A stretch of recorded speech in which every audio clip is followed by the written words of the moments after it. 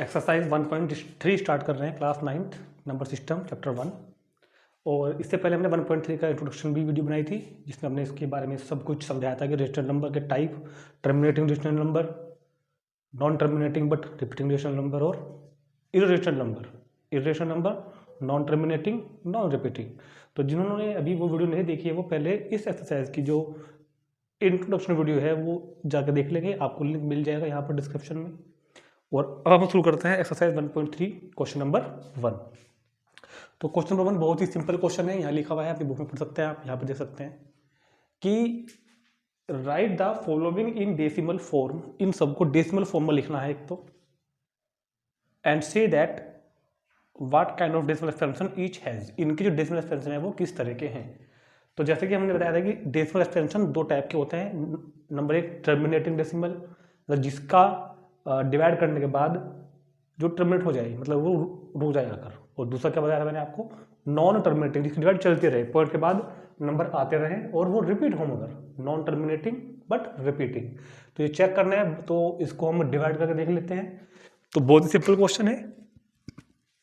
तो सबसे पहले क्या लिखा हुआ है, 36/100। अब जरा जब हम 36 को डिवाइड करेंगे 100 से, तो याद करो 36 डिवाइड बाई 100 तो क्या आएगा 0.36। या 0.36 तो आएगा ना, जब दो जीरो लगी हुई है तो 0.36। तो ये डिवाइड पूरी हो गई, कंप्लीट हो गई। तो ये किस तरह का होगा, this is terminating decimal expansion. This is terminating decimal, बस ही छोड़ दी, टर्मिनेटिंग डेसिमल। बताना है कि टर्मिनेटिंग वाली है या नॉन टर्मिनेटिंग रिपीटिंग वाली है तो 6 की 6 रेशनल, मगर कौन सी रेशनल है बताना है। तो अब देखते हैं सेकंड पार्ट में क्या है, 1/11। तो when we divide 1/11 then we get what. तो टेबल तो चलेगा नहीं, तो 0.0 लगाओ। अब भी चलेगा ना, तो फिर 0 लगा के 0 और बढ़ाओ, सब आ गया। ऐसे कर देते ना, तो 11 9 जा 99, कितना बचा 1। नहीं चलता 0 लगाओ। अब भी नहीं चलता ना, तो 1 0 यहाँ लगाओ, 1 0 यहाँ लगाओ, तो 11 9 जा 99। फिर वही आ गया। 3 स्टेप तो करने ही करने हैं, फिर 0 लगाओ। अब भी नहीं चलता, 1 यहाँ लगाओ, 1 यहाँ लगाओ, 11 9 जा 99। और हमको दिख गया अगर 3 बार सेम आ गया तो यही चीज़ अब रिपीट है, यही क्वोशिएंट में और यही रिमाइंडर में। ठीक, तो क्या कहेंगे, 1/11 इज इक्वल टू 0.090909। ठीक, दैट इज 0.09। ये आपको मैंने समझाया था ना इंट्रोडक्शन वाली वीडियो में कि जो चीज़ रिपीट हो रही है उसको बार से नोट करोगे, 0.09। तो ये जो है नॉन टर्मिनेटिंग बट रिपीटिंग। तो दिस इज नॉन टर्मिनेटिंग,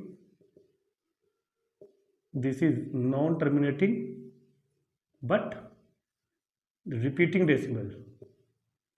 तो पूरा आंसर लिखेंगे ऐसे, this is non terminating but repeating decimal. तो इसी तरह सिंपल डिवाइड करनी है सबको, आप इनको डिवाइड करके देख सकते हैं। तो मुझे लगता नहीं कि और कोई सा मुझे इनमें आपको कराने की जरूरत है। आप इनको सिंपल डिवाइड कर लो। डिवाइड करने के बाद अगर डिवाइड आपकी पूरी हो जा रही है तो टर्मिनेटिंग डेसिमल नंबर है, अगर डिवाइड एक्सपेंडेड चलती जा रही है तो फिर वो non terminating but repeating decimal है। ठीक, तो और कोई मिले तो आप कर ही लोगे ना, तो ठीक है, इनको नोट करो, इनको ट्राई करो और फिर देखते हैं उसके बाद क्वेश्चन नंबर 2। क्वेश्चन नंबर 3, ये थर्ड है, 4 होल 1/8। तो 8 4 जा 32 + 1 33/8। तो इसको डिवाइड किया हमने, सिंपल डिवाइड किया जैसे छोटे बच्चे करते हैं, और डिवाइड कर रिमाइंडर 0 आ गया, तो ये टर्मिनेट हो गया, खत्म हो गया पूरा 4.125। तो this is terminating decimal expansion. फिर हमने किया 3/13, इसको हमने डिवाइड किया, और ये देखो 0.230769, मतलब पहले 26 आया, फिर 40 आया, फिर 100, फिर 90, 120, फिर 3 दोबारा आ गया, मतलब 3 दोबारा आ गया। तो ये अब चीज़ रिपीट होगी, यही रिमाइंडर्स रिपीट होंगे, ये क्वेश्चन रिपीट होगा, मतलब 3/13 इज इक्वल टू 0.230769। ये पूरा ब्लॉक अब रिपीटेशन आएगा बार बार। तो ये क्या बोला जाएगा, non terminating but repeating decimal expansion. Similarly 2/11, when we divide 2/11, तो पहले हमने 0 लगाई, यहाँ पर पॉइंट लगाया, तो 11 बन जा 11, तो 90, फिर 88 हुआ, फिर 20, फिर सेम वही निकल के आ रहे हैं बार बार 0.181818, तो 0.18, मतलब कि non terminating but repeating decimal expansion. और ये वाला तो सिंपल ही हुआ, 329 को डिवाइड करना है 400 से, तो 0.10 हमने यहाँ लगा ली, तो 400 8 जा 3200, और उसको सिंपल डिवाइड कर लिया, रिमाइंडर 0 आ गया, तो ये खत्म हो गया, टर्मिनेटिंग बन गया। This is terminating decimal expansion. Simple question थे, इनको आप नोट कर लो। और अभी मैं आपको इन्हीं क्वेश्चनों में एक बात और भी बताने वाला हूँ।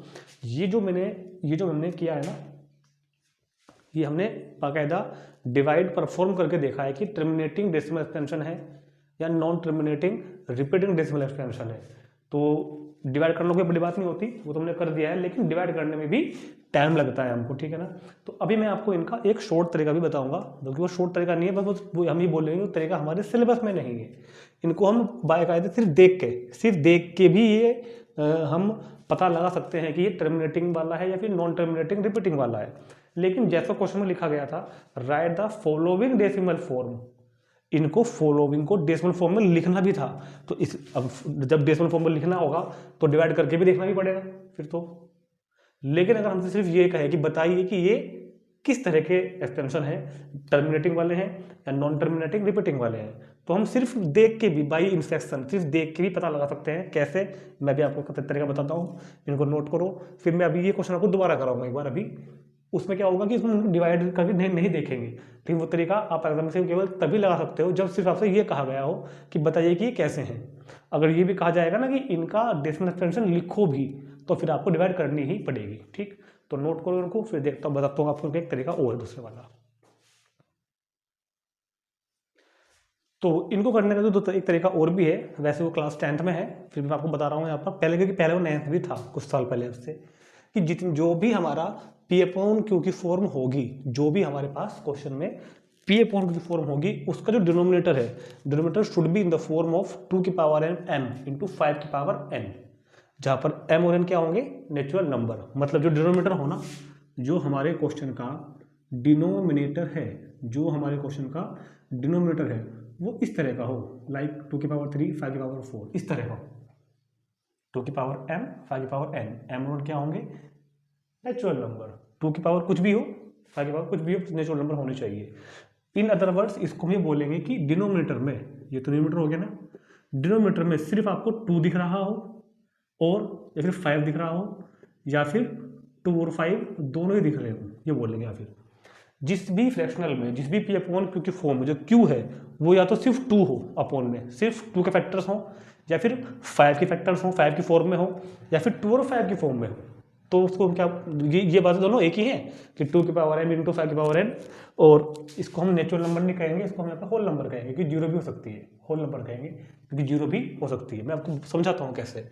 जैसे कि अब मैं देखो इन सबको अलग से करा देता हूँ आपको, यहीं पे है, ठीक।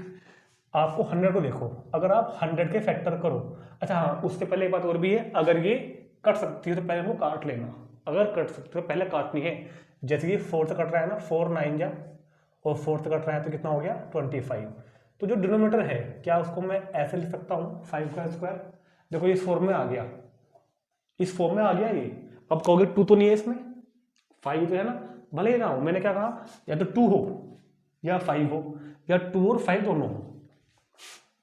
इसमें भी क्या आप इसको 11 को भी 2 और 5 के फैक्टर में लिख सकते हो क्या, नहीं लिख सकते। तो ये वाला कैसा होगा, टर्मिनेटिंग। ये कैसा होगा, नॉन टर्मिनेटिंग बट रिपीटिंग। तो कहने का मतलब ये है कि जिस फ्रैक्शन, जिसमें जो P अपॉन Q की फॉर्म है और Q जो है उसके फैक्टर या तो 2 हो या 5 हो, या 2 और 5 दोनों हो, तो वो टर्मिनेटिंग होगा। और 2 और 5 के अलावा कुछ और आ गया, 2 और 5 के अलावा 3 आ जाए, 7 आ जाए, 11 आ जाए, 13 आ जाए, तो वो नॉन टर्मिनेटिंग रिपीटिंग वाला होगा, ठीक। कैसा होगा वो, नॉन टर्मिनेटिंग रिपीटिंग वाला होगा। जैसे कि अगर मैं इसकी बात करूँ तो 8 4 जा 32 + 1 33/8। अगर आप 8 के फैक्टर देखो बहुत ध्यान से, 8 के फैक्टर्स अगर आप देखो तो 2 × 2 × 2, तो सिर्फ 2 आया है ना, तो 2 आया तो कैसा है, टर्मिनेटिंग। 3/13, इसमें ना तो 2 है ना 5 है, कुछ अलग ही है ना, 13 है ना, तो ये नॉन टर्मिनेटिंग बट रिपीटिंग। इसमें अपॉन में 11 है ना, तो नॉन टर्मिनेटिंग बट रिपीटिंग। अब जरा आप 400 को देखो बहुत ध्यान से, तो 329, क्या मैं 400 को ऐसे लिख सकते हैं हम? पहले तो 400 को कैसे लिखा हमने, 4 इंटू 100, और अब हम 4 इंटू 100 को, ये तो हो गया, देखो ध्यान से सुनो, 2 इंटू 2, जो 4 तो क्या हो गया 2 इंटू 2, और जो 100 है वो देखो ध्यान से, वो हो जाएगा 2 इंटू 5 इंटू 5, ये 4 है आपका, ये 100 है आपका। तो अपॉन में अगर 2 और 5 ही हैं, 2 हो, मैं क्या कह रहा हूँ, या तो सिर्फ आपको 2 दिख रहा हो, या फिर आपको 5 दिख रहा हो, या फिर आपको 2 और 5 दोनों दिख रहे हो, तो आपका क्वेश्चन टर्मिनेटिंग होगा। कन्फ्यूज नहीं हो ना कि 2 और 5 दोनों होने चाहिए क्या, मैं क्या कह रहा हूँ, 2 हो या तो सिर्फ 2 हो, जैसे कि यहाँ पे सिर्फ 5 था तो टर्मिनेटिंग, यहाँ पे सिर्फ 2 था तो भी टर्मिनेटिंग, यहाँ पे 2 और 5 दोनों है तो भी टर्मिनेटिंग, ठीक है ना। ये तो कह रहा हूँ 2 हो, अगर सिर्फ 2 दिखाई दे रहा है डिनोमिनेटर में तो टर्मिनेटिंग, सिर्फ 5 दिखाई दे रहा है तो भी टर्मिनेटिंग, और 2 और 5 दोनों दिखाई दे रहे हैं तो भी टर्मिनेटिंग, और 2 5 के अलावा कुछ और अगर दिखाई दे गया तो नॉन टर्मिनेटिंग। मान लो किसी क्वेश्चन में 13/60 है, तो आपको 60 को फैक्टर करने पड़ेंगे पहले, 60 फैक्टर करो आप 30, ठीक।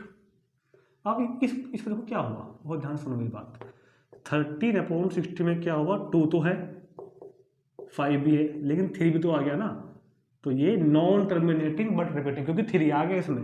अगर सिर्फ इतना होता तो क्या देते टर्मिनेटिंग, क्योंकि मैंने क्या बताया, 2 होगा सिर्फ अगर तो टर्मिनेटिंग, 5 होगा तो भी टर्मिनेटिंग, 2 और 5 दोनों होंगे तो भी टर्मिनेटिंग, और अगर इनके अलावा कुछ और आ गया 3 7 11 तो नॉन टर्मिनेटिंग बट रिपीटिंग। तो इस तरह भी हम क्वेश्चन उसको कर सकते हैं, ऐसा भी क्वेश्चन हमारे शायद में और भी आएगा, ठीक। तो इसको नोट करो आप, फिर देखते हैं क्वेश्चन नंबर 2।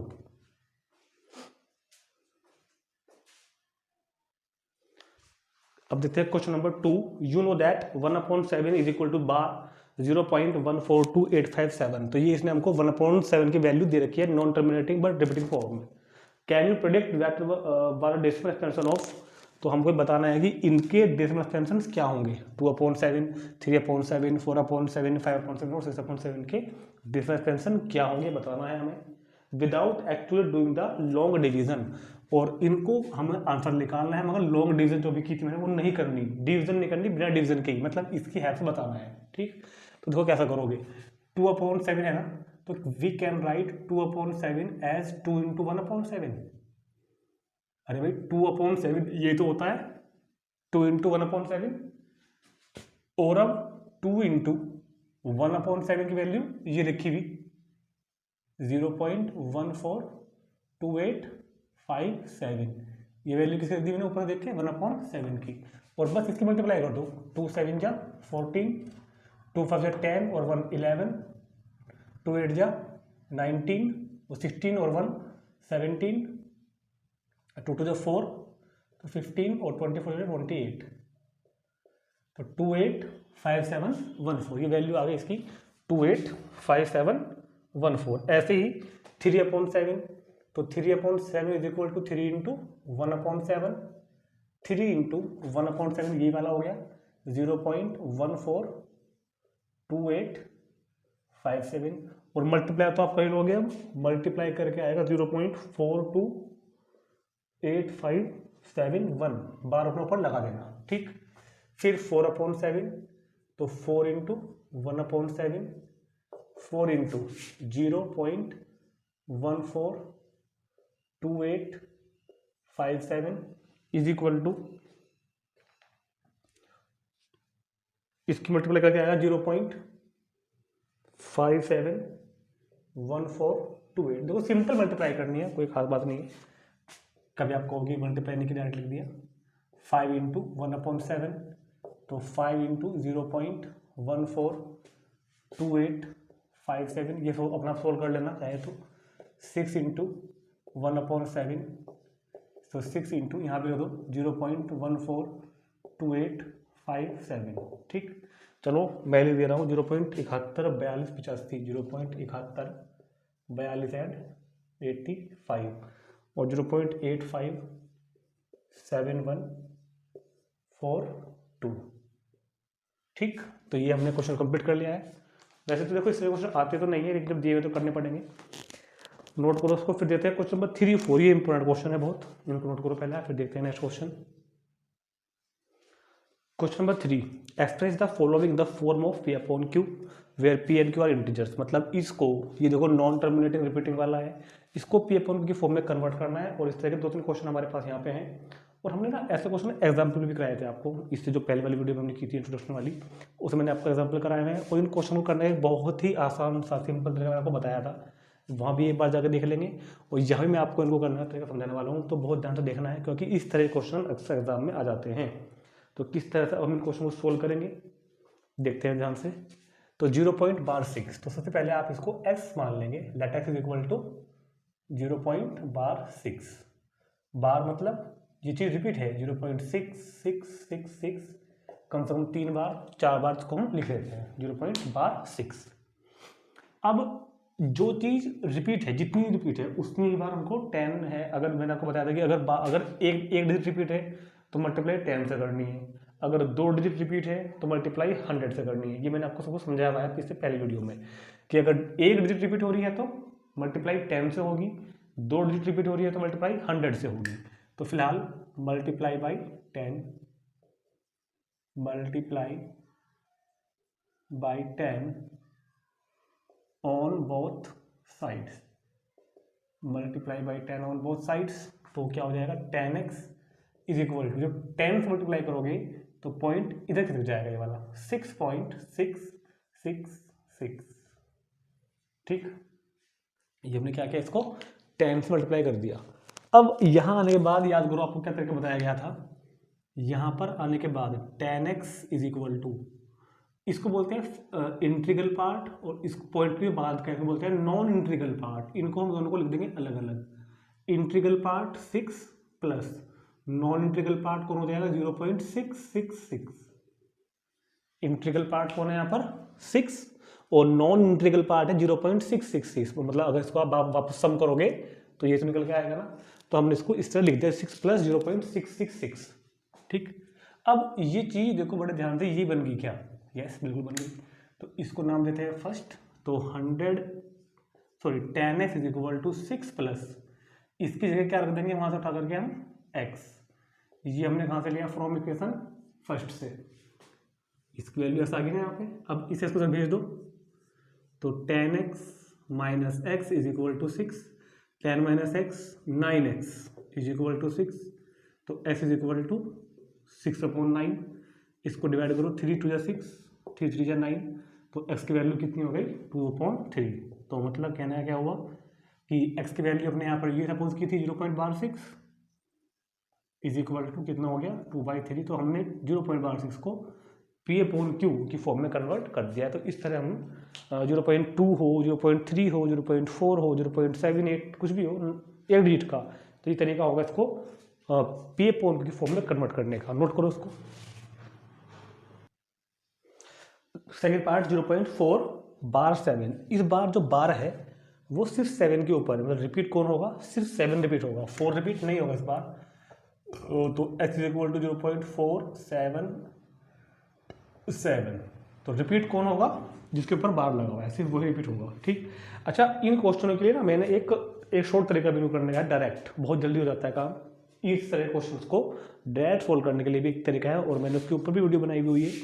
उस वीडियो का लिंक आपको इस वीडियो के डिस्क्रिप्शन में मिल जाएगा, वहाँ पर जाकर आप इनको करने का शॉर्ट मेथड भी दे सकते हैं। मगर वो मेथड आपको अपने एग्जाम में यूज़ नहीं करना है, आपको मार्क्स इस मेथड पर ही मिलने हैं। वो तो किसी कंपटीशन एग्जाम के लिए मैंने बनाया हुआ है वीडियो, तो लेकिन आप दे सकते हैं, फिर भी करना आपको ऐसे ही है। ठीक है, तो आइए x इज इक्वल टू 0.4777। अब सोचो किससे मल्टीप्लाई करनी पड़ेगी, 10 से करें, 100 से करें, 1000 से करें। तो क्या बताया था कि जितनी डिजिट रिपीट हो रही है 1 के आगे उतनी जीरो मान के और मल्टीप्लाई कर देनी है। तो यहाँ पर केवल 7, मतलब कि एक डिजिट रिपीट हो रही है, तो मल्टीप्लाई करेंगे हम लोग 10 से, मल्टीप्लाई बाई 10। लेकिन मल्टीप्लाई बाई 10 जो मैं बता रहा हूँ ना आपको, ये काम तब करना है जो चीज़ रिपीट हो रही है ना वो पॉइंट के जस्ट बाद रिपीट होनी चाहिए। इससे पहले क्वेश्चन में 0.666 था, तो पॉइंट के बाद तुरंत रिपीटेशन स्टार्ट हो गया था। इस बार जो रिपीटेशन शुरू हो रहा है वो पॉइंट के बाद एक डिजिट को छोड़ के हो रहा है। तो पहले ना आपको ये पॉइंट यहाँ लानी पड़ेगी, क्योंकि जो रिपीटेशन होता, ये जो तरीका मैं आपको बता रहा हूँ वो तरीका तभी काम करेगा जब हमारा रिपीटेशन पॉइंट के तुरंत बाद शुरू हो रहा हो। पिछले क्वेश्चन में रिपीटेशन पॉइंट के बाद शुरू था, यहाँ रिपीटेशन पॉइंट के बाद एक डिजिट छोड़ के है, कभी कभी रिपीटेशन पॉइंट के बाद 2 डिजिट छोड़ के भी होगा।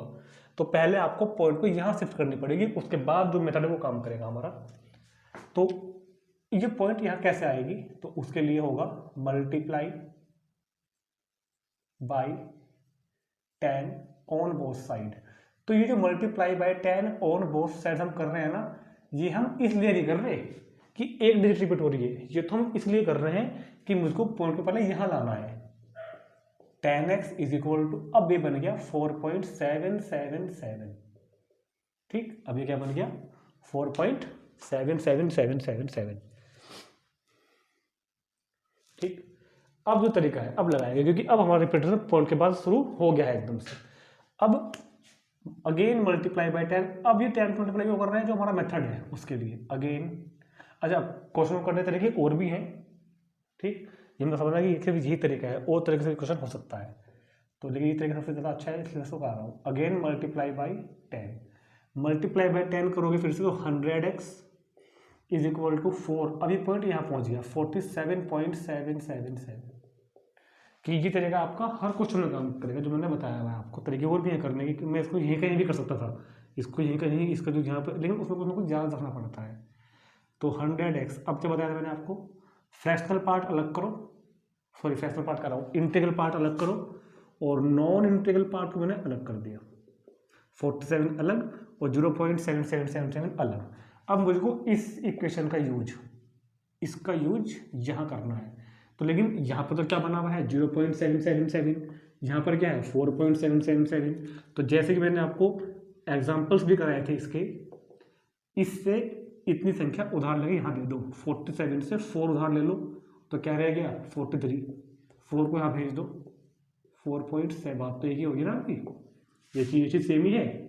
हमने क्यों किया, क्योंकि मैं यहाँ पर अब ये यूज कर सकता हूँ, 100x is equal to 43 plus ये हो गया 10x फ्रॉम फर्स्ट, इसकी जगह पर हमने कर दिया 10x को इधर ले आओ, 100x minus 10x is equal to 43, तो 990x इज इक्वल टू 43, तो x इज इक्वल टू 43/990। तो ये कन्वर्ट हो गया है अपना p/q की फॉर्म में, नोट कर लेंगे इसको तुरंत। और फिर देखते हैं इसके बाद इसी का थर्ड पार्ट 0.001 बार, ये रफ कर देता हूँ मैं, नोट करो इसको।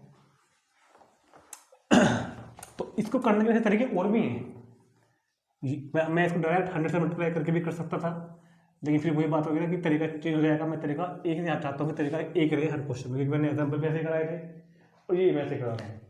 तो तीसरे का थर्ड पार्ट अब की बार है 0.001। तो let x is equal to 0.001 bar, तो x इज इक्वल टू 0.001 001 001 001, 3 बार 4 बार लिख सकते हो आप इसको, कोई दिक्कत नहीं है।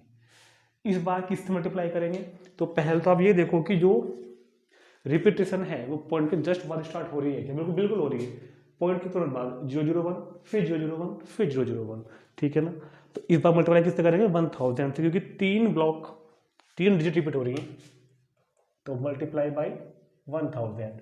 तो 100x का क्या बन जाएगा 1000x, ये पॉइंट अब यहाँ से हटके यहाँ आ जाएगा 1, इस 1 के बाद 1.001 001 001, ठीक, ये होगी हमारे पास फर्स्ट। अब इसमें से हम फर्स्ट ये कहाँ होगी, फर्स्ट तो ये होगी। अब हम यहाँ से 1000x is equal to 1 plus 0.001 001 001, मतलब इंटीग्रल पार्ट और ये नॉन इंटीग्रल पार्ट को हमने यहाँ से अलग कर दिया, ठीक है। तो ये हो जाएगा जी 1000x is equal to 1 plus, ये जो इतना है, ये इतनी वैल्यू है, देखो ध्यान से देखो ध्यान से देखो ध्यान से देखो, ये वैल्यू तो x बन गई, तो यहाँ पे आ जाएगा हमारे पास फ्रॉम फर्स्ट से, ठीक। इस x को धर ले आओ, तो 1000x minus x is equal to 1, तो ये हो जाएगा 999x इज इक्वल टू 1, ये गया नीचे अपोन में, तो x इज इक्वल टू 1/999, तो ये इसकी ये अपोन की फॉर्म आ गई। इंपॉर्टेंट क्वेश्चन था, नोट कर लेंगे तुरंत। और फिर देखते हैं क्वेश्चन नंबर 4, वो भी ऐसे ही बिल्कुल, इसको नोट करो पहले।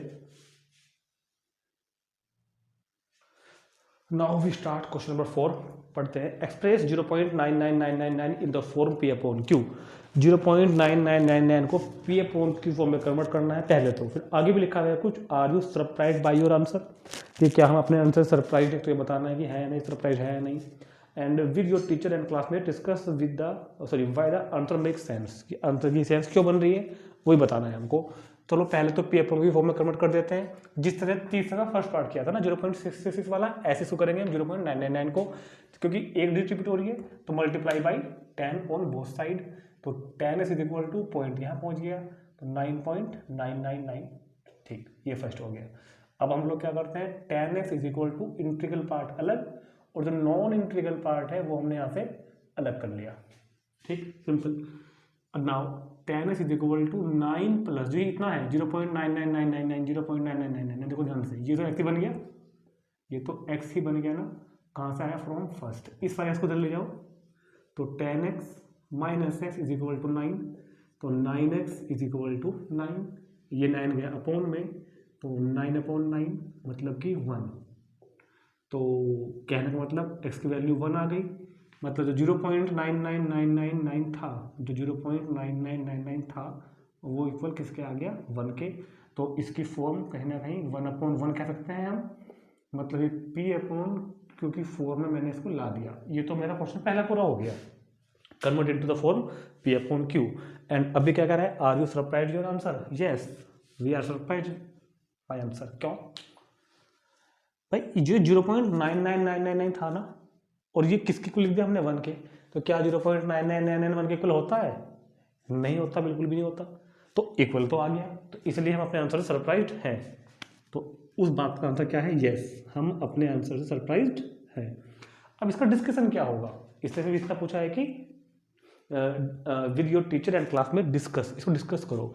देखो बहुत ध्यान से बात समझो, ये है 0.9999 और डैश डैश डैश, मतलब कि ये 0.999। अब जरा यहाँ पर देखते हैं डिस्कस कैसे करेंगे इसको, ये 0 हो गया, ये 1 हो गया, 0.1 0.2 0.3 0.4 0.5 0.6 0.7 0.8 0.9, लेकिन ये क्या है 0.999999999999999 एंड सो ऑन, ये 1 तो नहीं है, लेकिन ये लगभग तो 1 हो गया ना, इसलिए इसके बारे में हम और ज़्यादा डिटेल में पढ़ाएंगे आपको जब आप 11th क्लास में पहुंचेंगे। वहाँ पर एक चैप्टर आएगा लिमिट्स, कॉन्सेप्ट ऑफ लिमिट के नाम से, उसमें आपको उसके बारे में अच्छे से पता लगेगा। लेकिन अभी ये क्यों इक्वल है, क्योंकि हम इसको ये फिलहाल कहेंगे, फिर हमारा आंसर क्या होगा कि ये वैल्यू अप्रोक्सीमेट 1 है, अप्रोक्सीमेट इक्वल टू 1 है, लगभग 1 के इक्वल है, एक तो नहीं है लेकिन टेंस हो रही है 1 की तरफ को। बाकी जो इसका रीज़न है वो क्लास 11 में आप वो समझेंगे जाके। फिलहाल डिस्कशन हम यहाँ पर क्या क्या डिस्कशन बंद करेंगे कि ये वैल्यू 1 की तरफ एक्सटेंड हो रही है, 1 की तरफ टेंस हो रही है, बढ़ रही है 1 की तरफ को, 1 के इक्वल कभी नहीं होगी, लेकिन टेंस 1 को ही कर रही है, ठीक, लगभग इक्वल है 1 के। फिलहाल इसका आंसर ये हम यहाँ पर बोलेंगे, डिस्कशन जो हमारा होगा, इसको नोट करो। और फिर देते हैं क्वेश्चन नंबर 5। क्वेश्चन नंबर 5 बहुत ही इंपॉर्टेंट और अच्छा क्वेश्चन है। What can the maximum number of digits be in the repeating block of digits in the decimal extension of 1/17? Perform the division to check your answer. तो पहले समझ लो कि क्या कहना चाहता है। ये कह रहा है कि जब हम 1 को 17 से डिवाइड करेंगे, तो जरा याद करो, जब हम 1 को डिवाइड करेंगे 17 से, तो यहाँ पर नंबर निकल के आएंगे 0 पॉइंट कुछ नंबर निकल के आएंगे, और एक प्लेस के बाद ये चीज़ रिपीट होगी, ये चीज़ दोबारा आएगी सेम, जितना यहाँ पर आएगा ना ये, वो मान लो कि यहाँ पे आएगा x y z, फिर ये आएगा x y z, फिर ये आएगा x y z। तो कहने का मतलब इसका आंसर क्या आ जाएगा, x y z का बार, क्योंकि ये चीज़ रिपीट होगी बार बार। तो इसका जो रिपीटेशन ब्लॉक है, इसमें कितने नंबर, कितने डिजिट है, 3। ये पूछ रहा है कि 1/17 के रिपीटेशन ब्लॉक में मैक्सिमम नंबर कितने होंगे, 2 होंगे, 3 होंगे या 4 होंगे, बताना है मुझको यहाँ पे। और उसके बाद चेक करना है अपने आंसर को बाय परफॉर्मिंग करके, ठीक। डिवाइड करके चेक करना है। तो हम इस क्वेश्चन को दो तरीके से कर सकते हैं कि एक तो आप इसको डिवाइड करके देख लो, और अभी करेंगे भी डिवाइड हम इसको, और केवल एक तो डिवाइड करके देख लो, और एक होता है बिना डिवाइड किए, सिर्फ इसको देख के बताना है। इसको देख के भी हम लोग बता सकते हैं कि मैक्सिमम नंबर कितने होंगे। हाँ, बस फर्क इतना है कि अगर हमको देख के बताना है तो हम मैक्सिमम नंबर बता सकते हैं, एग्जैक्ट नंबर नहीं बता सकते। क्योंकि जब याद करो मैंने आपको इसके वाली इंट्रोडक्शन वीडियो समझाई थी, और जब मैंने उसमें आपको एग्जाम्पल 5 कराया था, तो मैंने आपको एक बात समझाई थी, याद हो तो अगर आपको, जिन्होंने नहीं देखी वो पहले वो वीडियो को एक बार जाकर जरूर देख लेंगे, कि नंबर नहीं, डिजिट्स, मैंने आपको बताया था, digits in repetition block, digits in repetition block less than the divisor. अगर ये P अपॉन Q है और P को Q से डिवाइड करके जो भी यहाँ पे आ रहा है, पॉइंट के बाद कुछ रिपीट अगर हो रहा है, तो ये जो डिजिट होगी ना, ये हमेशा इससे कम होंगी। ये मैंने आपको सब समझाया हुआ है। तो अगर यहाँ पर डिवाइजर 17 है, तो रिपीटेशन ब्लॉक में जो डिजिट होंगी वो इस 17 से कम होगी। अब 17 से कम तो 1 भी हो सकती है, 2 भी हो सकती है, 3 भी हो सकती है, 4 भी हो सकती है, 5 भी हो सकती है। तो इसलिए वो कह रहा है मैक्सिमम कितनी हो सकती है। हम कह रहे हैं कि रिपीटेशन ब्लॉक में जो डिजिट्स होंगी, रिपीटेशन ब्लॉक में जो डिजिट्स होंगी वो डिवाइजर से कम होंगी। तो वो तो 12 भी हो सकती है, 9 भी हो सकती है। तो ये पहले क्या पूछ रहा है कि मैक्सिमम कितनी हो सकती है। भैया मैक्सिमम 16 हो सकती है ना फिर तो, क्योंकि हमने क्या कहा है, रिपीटेशन ब्लॉक में जो डिजिट्स होंगी वो डिनोमिनेटर से कम होंगी। तो डिनोमिनेटर 17 है, 17 से कम कितनी हो सकती है, 2 भी, 3 भी, 4 भी, 5 भी, 6 भी, 7 भी, 8 भी, 9 भी, 10 भी, 11 भी, 12 भी, 13 भी, 14 भी, 15 भी, 16 भी हो सकती हैं। तो इसलिए मैक्सिमम डिजिट 16 हो सकती हैं। तो ये इस क्वेश्चन का आंसर आ गया। ठीक, और अगर इसको परफॉर्मिंग करना है तो मैं इसको आपको डिवाइड करके दिखाता हूँ। थोड़ा सा बड़ा होगा थोड़ा डिवाइड इसका, बहुत ध्यान से समझ लेना, वैसे मैं पूरा नहीं करूँगा। 17 को 1 से चलाओ तो 17 कराओ तो पढ़ा चलता है, तो है नहीं यहाँ पर, और अब भी नहीं चल रहा है। तो 17 5 जा 85, 17 5 जा कितना हो गया 85। तो इस तरह जब आप इसको डिवाइड करेंगे तो आपको ये मिलेगा। ठीक, मतलब 0.0588235294117 ये डिवाइड कर दिए पूरी इस तरह से। यहाँ पे आकर फिर से बनाया, मतलब 1 था पहले भी, मतलब अब ये पूरा प्रोसेस फिर रिपीट होगा। मतलब ये पूरा ब्लॉक दोबारा सिर्फ ये दोबारा रिपीट होकर आएगा, 0.5882352941174647 दोबारा, फिर यही नॉन टर्मिनेटिंग बट रिपीटिंग। तो इस ब्लॉक में कितनी डिजिट आई, 1 2 3 4 5 6 7 8 9 10 11 12 13 14 15 16, तो 16 डिजिट इस ब्लॉक में आई हैं। ये क्वेश्चन को हमने परफॉर्म करके चेक कर लिया है, नोट कर लेंगे इसको तुरंत, और फिर देखते हैं नेक्स्ट क्वेश्चन उसके बाद। क्वेश्चन नंबर 6 में कह रहा है कि look at several example of rational number के कुछ एग्जाम्पल लो in the form of P upon Q, जो कि P अपॉन Q की फॉर्म में हो, where P and Q are integers with no common factor, मतलब P और Q इंटीजर्स हो, इनका कोई भी कॉमन फैक्टर ना हो, मतलब कि ऊपर से कटे ना, मतलब ये होता है बात का कि कॉमन फैक्टर का मतलब ये कटे ना, and Q not equal to 0 having terminating decimal representation, और इनका जो रिप्रेजेंटेशन होगा डेसिमल वो टर्मिनेटिंग वाला हो। मतलब P अपॉन Q की जो रेशनल नंबर होता है P अपॉन Q की फॉर्म में, P अपॉन Q की फॉर्म का रेशनल नंबर दो तरह का होता है ना, एक टर्मिनेटिंग वाला होता है, एक नॉन टर्मिनेटिंग रिपीटिंग वाला होता है। तो हमको जो P अपॉन Q लेने हैं, फॉर्म लेनी है, वो टर्मिनेटिंग वाली लेनी है। तो मैंने आपको कुछ एग्जाम्पल लेके अपनी तरफ से टर्मिनेटिंग वाले, और ये बताना है कि can you gas the property Q must satisfy, वो क्या प्रॉपर्टी है कि आप गैस कर सको कि Q में क्या प्रॉपर्टी हो। तो ये वही बन गया जो मैंने देखो, जो मैंने आपको आज क्वेश्चन 1 का एक ऑप्शनल पार्ट कराया था, 2 की पावर n इंटू 5 की पावर n वाला, कि मतलब जिस नंबर की P अपॉन Q की फॉर्म में जो Q होगा, अगर उसके फैक्टर 2 हो या फिर 5 हो, तो वो हमेशा टर्मिनेटिंग होता है। तो इन नंबर को लिखते टाइम मैंने ये ध्यान रखा, आप भी लिख सकते हो कि आप डिनोमिनेटर कुछ भी रख लेना इनका, लेकिन डिनोमिनेटर सिर्फ वो रखना, इनका डिनोमिनेटर सिर्फ वो रखना जो 2 और 5 के मल्टीपल हो, 2i या 5i, इनके अलावा कुछ और ना है, तो वो हमेशा टर्मिनेटिंग ही होगा। जैसे कि 2/4 कितना होता है 0.5, टर्मिनेट हो गया। 2/5 कितना होगा 0.4, टर्मिनेट हो गया। 1/10 कितना होगा 0.1, 3/2 कितना होगा 1.5, और 7/8 कितना होगा 0.125। तो ये जो सभी थे ये टर्मिनेटिंग वालों के मैंने यहाँ पर, और ये मैंने थोड़ा गलत लिख दिया 875, इन सब के ये एग्जाम्पल हो गई। ठीक, तो the denominator of all the rational number, इन सभी रेशनल नंबर के आर इन द फॉर्म 2 की पावर m इंटू 5 की पावर n। इसका मतलब क्या होता है, या तो की फैक्टर अपॉन में या तो 2 के फैक्टर्स हो या फिर 5 के हो, 2 के मल्टीपल हो या फिर 5 के मल्टीपल हो, और जहाँ पर m और n क्या होते हैं होल नंबर। तो जब भी आपको टर्मिनेटिंग रेशनल नंबर लिखना है, टर्मिनेटिंग रेशनल नंबर लिखना है, तो उसका जो डिनोमिनेटर होगा वो हमेशा फैक्टर जो उसके होंगे वो 2 हो या 5 हो या फिर दोनों हो, 2 और 5 के अलावा कुछ और ना हो। इसी तरह से मैंने आपको आज क्वेश्चन नंबर 1 भी में समझाया था। ठीक, तो इसको नोट कर लेंगे और फिर देखते हैं क्वेश्चन नंबर 7।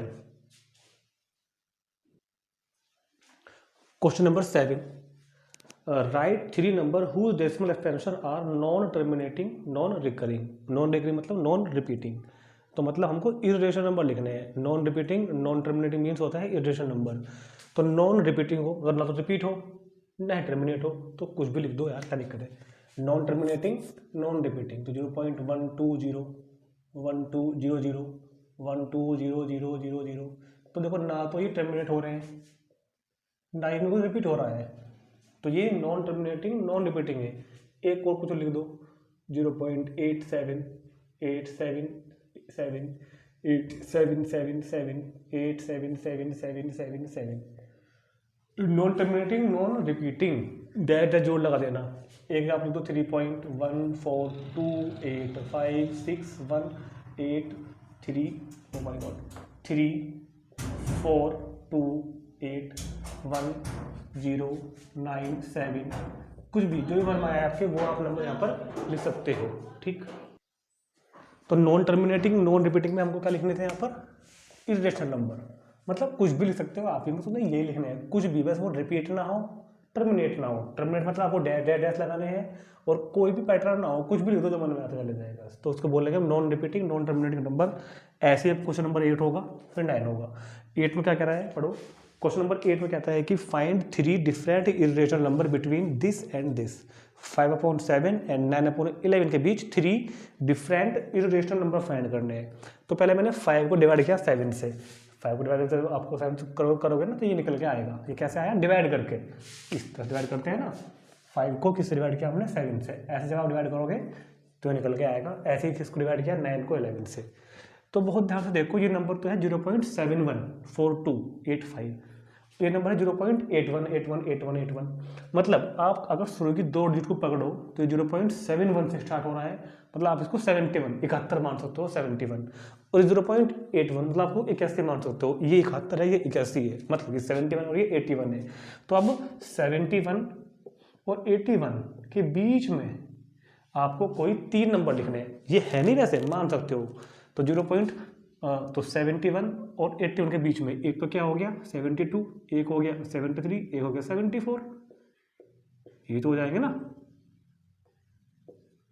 और इनको हमको कैसे लिखना है इर्रेशनल, तो 0.72 722 7222 72222, ये इर्रेशनल बन गया। तो ये जो नंबर आप देख रहे हो 0.72 722 72222, ये जो भी नंबर है ये इन दोनों के बीच में तो होगा कहीं ना कहीं, और नॉन रिपीटिंग है नॉन टर्मिनेटिंग है, तो ये इर्रेशनल है। ऐसे इसको लिख दो 73 733 733 3 73333, ऐसे इसको लिख दो 0.74 744 7444, कुछ भी लिखना है अगर वो नॉन रिपीटिंग हो नॉन टर्मिनेटिंग हो। ठीक, तो ये क्वेश्चन भी पूरा हो गया आपका। अब देखते हैं लास्ट क्वेश्चन है इसका 9 का। ये 5 पार्ट है और कह रहा है कि इसमें बताना है कि कौन सा रेशनल है कौन सा इर्रेशनल है। तो सिंपल सी बात है, जो number non repeating non terminating होता है, इर्रेशनल नंबर की पहचान मैंने आपको 2 बताई हुई हैं, एक तो हो नॉन रिपीटिंग नॉन टर्मिनेटिंग, और दूसरा अगर स्क्वायर रूट के अंदर नंबर कैसा हो नॉन परफेक्ट स्क्वायर। अगर non perfect square number root के अंदर है तो वो भी क्या होता है हमारे पास इर्रेशनल नंबर। तो √23 ये नॉन परफेक्ट स्क्वायर नंबर है ना, तो ये कैसा होगा इर्रेशनल। √225 तो 15 होता है, तो ये कैसा हुआ रेशनल। 0.3796 ये तो टर्मिनेट हो गया। अब ये टर्मिनेट हो गया तो ये कैसा हुआ, रेशनल। 0.47, 0.478, 478, 478, 478, तो ये रिपीट तो हो रहा है, मतलब ये नॉन टर्मिनेटिंग बट रिपीटिंग वाला है। ये कौन सा वाला है, non terminating but repeating, non terminating but repeating, लेकिन है कैसा, रेशनल है। तो रेशनल ही, क्योंकि इरेशनल तो कौन सा होता है, नॉन टर्मिनेटिंग नॉन रिपीटिंग, जैसे कि ये वाला 10 1000 1000 1000 1000, तो ये कैसा है, नॉन टर्मिनेटिंग नॉन रिपीटिंग, इसलिए ये कैसा होगा, इरेशनल। ठीक, तो इरेशनल नंबर सिर्फ वही होता है जो नॉन रिपीटिंग नॉन टर्मिनेटिंग हो और स्क्वायर रूट के अंदर कैसा हो, नॉन परफेक्ट स्क्वायर नंबर, उसको बोलते हैं उसको बोलते हैं इरेशनल नंबर। ठीक, तो नोट कर लेंगे इसको। और इसी के साथ हमारी एक्सरसाइज 1.3 भी कंप्लीट हो गई है। कोई डाउट हो तो नीचे कमेंट करके जरूर बताएं और फिर हम प्रोसीड करेंगे इसके बाद तुरंत नेक्स्ट एक्सरसाइज 1.4 के लिए। ठीक।